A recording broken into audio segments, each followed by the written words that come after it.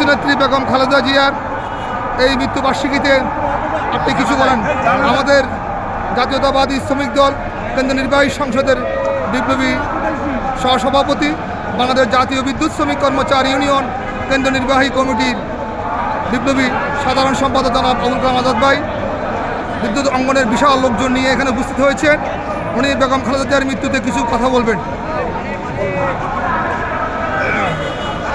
আমরা দেশনেত্রী বেগম খালেদা জিয়ার মৃত্যুতে বিশেষ করে শ্রমজীবী মানুষ আমরা খুবই শোকাহত।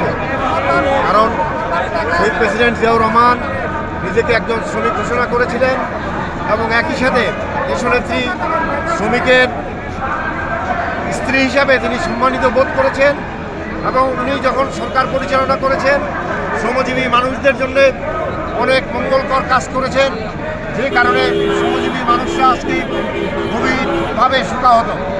আমরা আশাবাদী ওনার শহীদ প্রেসিডেন্ট জিয়াউর রহমান এবং বেগম খালেদা জিয়ার যোগ্য উত্তরসূরি তারেক রহমান সাহেবের আগামী দিনে শ্রমজীবী মানুষের জন্য সঠিকভাবে দেশের উন্নয়নের জন্য কাজ করবেন এবং এগিয়ে যাবেন।